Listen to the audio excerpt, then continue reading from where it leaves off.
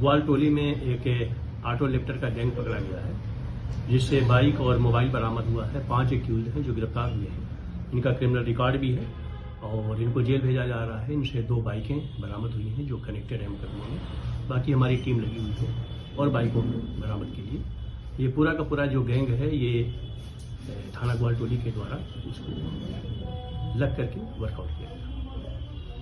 मैंने बताया ना, इन पे मुकदमे हैं और मुकदमे मिले हैं और उस पर हम लोग कार्रवाई कर रहे हैं।